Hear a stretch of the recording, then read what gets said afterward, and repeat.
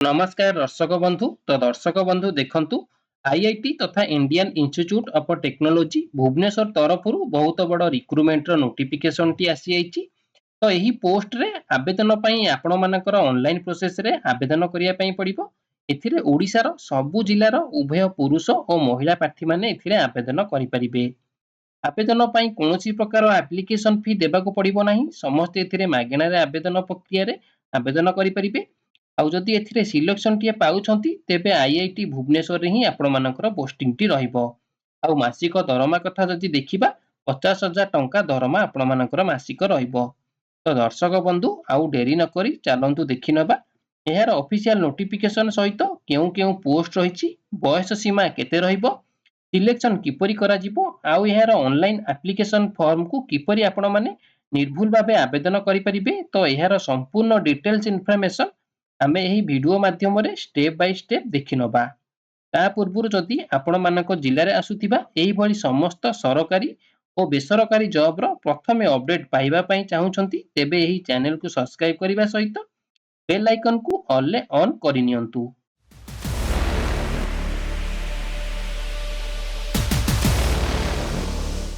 तो दर्शक बंधु देखंतु एथिरे ऑर्गेनाइजेशन नेम टी कोन रहिछि ना Indian Institute of Technology Bhubaneswar बा आईआईटी आपण मानकर ऑर्गेनाइजेशन नेम टी रहिछि।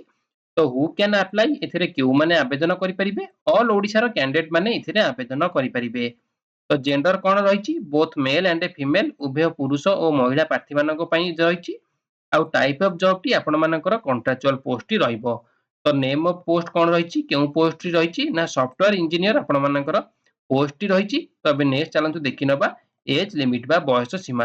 तो मिनिमम बयस आपण मानकु जदि 23 वर्ष होइथिबो आउ मैक्सिमम बयस जदि 45 वर्ष होइथिबो ताहाले आपण माने एही पोस्ट पई आवेदन करि परिबे। आउ जदि आपण माने ओबीसी आउ एससी एसटी कैंडिडेट होइथिबे ताहाले आपण माने गवर्नमेंट रूल हिसाब रे 3 वर्षर एक्स्ट्रा एज रिलैक्सेशन आउ एससी एसटी पई 5 वर्षर एक्स्ट्रा एज रिलैक्सेशन आपण मानकु एथिरे मिलि जिवो।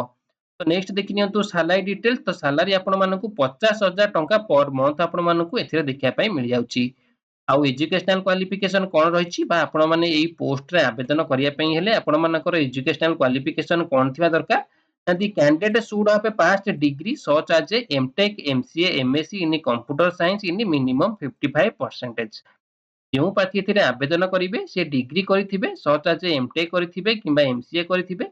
किबा एमएससी करिथिबे जदि कंप्यूटर साइंस रे आउ जदि सेही सब्जेक्ट रे 55% रे जदि पास करिथिबे ताहाले से एही पोस्ट पई आवेदन करि परिबे। किंबा जदि सीए बीई करिथिबे किंबा बीटेक करिथिबे केउथिरे ना सीएससी आउ आईटी किंबा ईसी रे जदि करिथिबे ताहाले से एही पोस्ट पई से आवेदन करि परिबे। तबे नेक्स्ट चलंतु देखि नबा सिलेक्शन प्रोसेस। तो किपरि आपण मानकर एथिरे सिलेक्शन रहिछि आपण मानकर एथिरे कोनोसी प्रकार एग्जाम करा जिवो नाही। प्रथमे आपण मानकर डॉक्यूमेंट वेरिफिकेशन रहिछि। तो डॉक्यूमेंट वेरिफिकेशन ने क्वालिफाई कले तापरे आपण मानकर इंटरव्यू टी रहइबो। तो इंटरव्यू माध्यम रे आपण मानकर एथिरे सिलेक्शन रहिछि। तबे नेक्स्ट चलंतु देखि नबा इंपोर्टेंट डॉक्यूमेंट रिक्वायर्ड। तो केउ केउ डॉक्यूमेंट एथिरे आपण मानको आवश्यक पड़िबो। तो प्रथमे रहिछि ऑल एजुकेशनल क्वालिफिकेशन रो सर्टिफिकेट ता सहित मार्कशीट। तो आपण मानकर जेउ सब एजुकेशनल क्वालिफिकेशन थिबो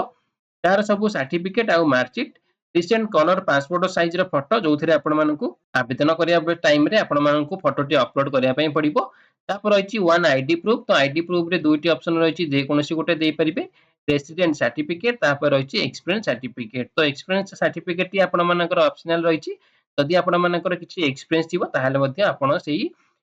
ऑनलाइन एप्लिकेशन फॉर्म रे आपण माने अपलोड करि परिबे। तो नेक्स्ट रहिछि कोन एप्लिकेशन फी। तो एथिरे एप्लिकेशन फी टी कोन रहिछि ना जनरल आ ओबीसी कैंडिडेट मानक पई फ्री रहिछि। आ जदि एससी एसटी फिजिकल हैंडीकैप तो सब कैटेगरी मानक पई एथिरे एप्लिकेशन फी टी फ्री रहिछि। समस्त एथिरे मागणा रे आवेदन करि परिबे। तो अबे नेक्स्ट चलंतु देखि नबा मोड ऑफ एप्लिकेशन किपरि आपण मानकर आवेदन प्रक्रिया रहिछि। ऑनलाइन माध्यम रे आपण मानकु आवेदन करिया पई पड़िबो। यार वेबसाइट टी मु आपण मानकु एई वीडियो रो डिस्क्रिप्शन में मध्य लिंक रे प्रोवाइड करि देबी। तो अप्लाई डेट टी देखि नियंतु कोन रहिछि ऑलरेडी स्टार्ट होय गेलानी। आउ शेष तारीख टी रहिछि मार्च मास 31 तारीख। तो जेउ माने एथिरे आवेदन करिया पई इंटरेस्टेड अछंती मार्च मास 31 तारीख पूर्वरु ऑनलाइन माध्यम रे से आवेदन करि नेबे। तो एबे चलंतु देखि नबा यार ऑफिशियल नोटिफिकेशन पीडीएफ टी कोन रहिछि। तो दर्शक बंधु देखि पारुथिबे एई वैकेंसी रो ऑफिशियल नोटिफिकेशन रो पीडीएफ टी। तो एई पीडीएफ टी आपण मानकर केउठारु आसी अछि Indian Institute of Technology Bhubaneswar IIT तरफरु आपण मानकर एही नोटिफिकेशन टी आसी अछि त कोन रहिछि एही नोटिफिकेशन टी ना advertisement number recruitment of contractual software engineer पई आपण मानकर एही रिक्रूटमेंट टी रहिछि त एथिरे आपण मानकर केउ डेट रे रिक्रूटमेंट टी जारी करा जायछि 13 मार्च 2025 रे आपण मानकर एही रिक्रूटमेंट टी जारी करा जायछि तो एही रिक्रूटमेंट देखि नियंतु कोन रहिछि ना the institute invite online application from as a aspiring eligible candidate from the engagement of a software engineer on a contract basis तो एथिरे सॉफ्टवेयर इंजीनियर रे आपण मानकर वैकेंसी रहिछि जहा आपण मानकर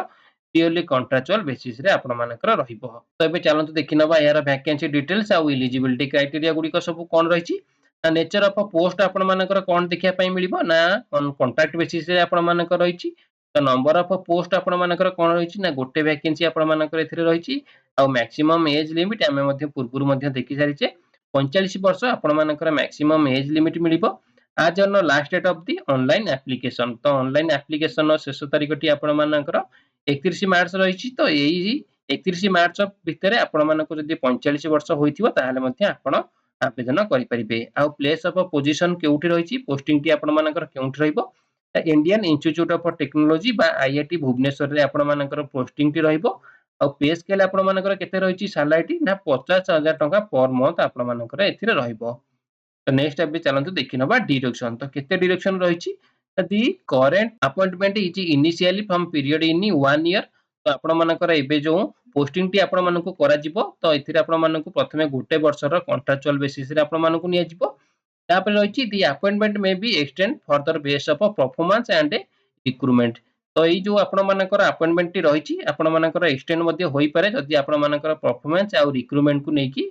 याको मध्ये एक्सटेंड मध्ये करा जाई पारे तो एबे नेक्स्ट चलंतु देखिनबा एजुकेशन क्वालिफिकेशन एंड एक्सपीरियंस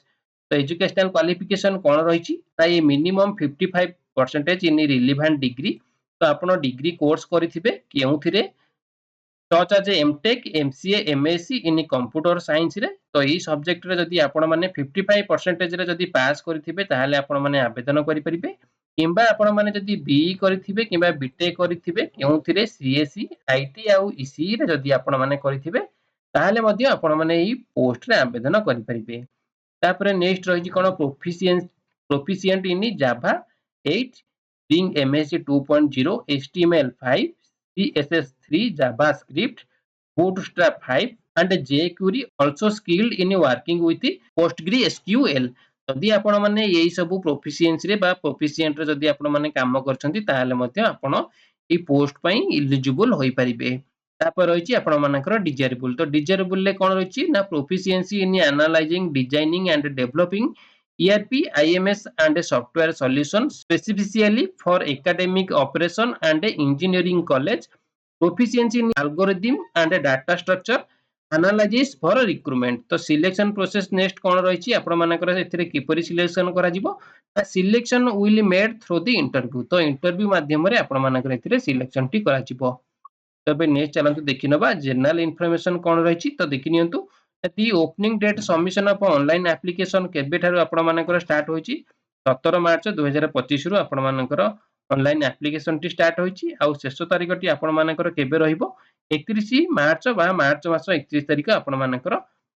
शेष तारीख टी रहिबो तो दर्शक बंधु एबे चलंतु देखिनबा एहार ऑनलाइन एप्लीकेशन को आपण माने किपरि निर्भुल भाबे आवेदन करि परिबे तो प्रथमे आपण माने कोन करिवे एहार ऑनलाइन बा एहार ऑफिशियल वेबसाइट को प्रथमे कोन करिवे ओपन करि नेबे तो चलंतु एबे ओपन करि नबा तो दर्शक बंधु देखि पारुथिबे एही वैकेंसी रो ऑफिशियल वेबसाइट टी बा आईआईटी भुवनेश्वर रो आपण मानकर ऑफिशियल वेबसाइट टी तो एही जो वेबसाइट टी मु आपण मानकु वीडियो रो डिस्क्रिप्शन रे एहार लिंक टी आपण मानकु प्रोवाइड करि देबी तो देखि पारुथिबे इठी आपण मानकर vacancy for the engagement of a software engineer on a contract basis last date 31 March 2025 तो आपण माने यार ऑफिशियल नोटिफिकेशन टी मध्ये देखि पारुथिबे तो आपण माने इठी क्लिक करी डाउनलोड मध्ये करि परिबे तो अबे चलंतु देखिनबा किपरि आपण माने अप्लाई करिवे तो देखिनियंतु लेफ्ट साइड रे जो रहिछि क्लिक टू अप्लाई तो सिंपली आपण माने कोन करिवे सेठी क्लिक करि नेबे तो क्लिक कला परे आपण माने देखि पारुथिबे आपण मानकर जेउ सब रिक्रूटमेंट रहिछि तो से रिक्रूटमेंट रो नोटिफिकेशन टी आपण मानकु देखिया पय मिलुथिबो तो प्रथमे देखिनियंतु आपण मानकर जो रहिछि प्रथम फास्ट रे आपण मानकर सॉफ्टवेयर इंजीनियर पय स्टार्टिंग डेट 17 मार्च 2025 आउ क्लोजिंग डेट टी रहिछि आपण मानकर 31 मार्च 2025 तो देखिनियंतु आपण मानकर राइट साइड रे अप्लाई ऑनलाइन पय आपण मानकर एक ऑप्शन टी रही तो सिंपली आपण माने कोन करिवे तारी ऊपर क्लिक करि नेबे तो क्लिक कला परे आपण मानकु प्रथमे साइन अप करिया पई आपण मानकु गोटे ऑप्शन टी आसुथिबो तो सिंपली आपण माने कोन करिवे आपण मानकर फर्स्ट नेम लिखि नेबे मिडिल नेम लिखि नेबे लास्ट नेम लिखि नेबे आ डेट ऑफ बर्थ आपण माने एठी लिखि ईमेल एड्रेस देला परे आपण माने कोन करिवे साइन अप करि नेबे तो चालंतु एबे कोन करिबा याको साइन अप करि नबा तो साइन अप कला परे आपण माने देखि पारुथिबे प्रथमे आपण मानकु कोन रहिछि पर्सनल डिटेल्स आपण मानकु फिल करिया पई देछि तो प्रथमे आपण माने कोन करिवे आपण मानकर रहिछि फादर्स नेम प्रथमे आपण माने कोन करिवे फादर्स नेम लिखि नेबे कैटेगरी लिखि नेबे कोन कैटेगरी आपण माने बिलोंग करछन्ती जेंडर आपण मानकर कोन सेटा भी मध्ये आपण मेंशन करि नेबे marital status nationality mother tongue आपण मानकर जहा रहिछि लिखि नेबे प्रेजेंटली एम्प्लॉयड एटा आपण मानकर कोनठी आपण माने एबे प्रेजेंट एम्प्लॉय अछन्ती तो आपण माने जदी कोन थिबे ताहाले आपण माने लिखि परिबे जदी नथिबे मध्ये आपण नो रे ऑप्शन रे क्लिक करि परिबे तापर सेही भली रहिछि प्रेजेंटली एम्प्लॉयड एट आपण माने पूर्वरु कोड थिल तो आपण माने सिंपली मध्ये एठी लिखि परिबे एस किबा नो जहा थिबो आपण मानकर presently employed at any government sector PSU autonomous body तो आपण माने प्रेजेंटली कोड जदी गवर्नमेंट सेक्टर रे आपण मानकर जदी किसी जॉब करूथिबे ताहाले मध्ये आपण माने एठी एस किबा नो देई परिबे तापर रहिछि प्रूफ ऑफ आइडेंटिटी रे आपण मानकर पासपोर्ट वोटर आईडी आधार पैन सर्विस आईडी आपण मानकर रहिछि तो एति मधुर आपण मानकर जोटा अवेलेबल थिबो तो आपण माने एठी देई परिबे तापर आपण मानकर आईडी प्रूफ नंबर तापर नेक्स्ट रहिछि एड्रेस डिटेल्स तो आपण मानकर एड्रेस एठी मेंशन करि नेबे कोन कोन आपण मानकर सब एड्रेस रहिछि सिटी कोन रहिछि एड्रेस कोन रहिछि तापर डिस्ट्रिक्ट कोन रहिछि स्टेट कोन रहिछि तो आपण माने एठी कोन करिवे लिखि नेबे प्रथमे रहिछि आपण मानकर मेलिंग एड्रेस टी तापर रहिछि परमानेंट एड्रेस तो एही हिसाब रे आपण माने लिखि नेबे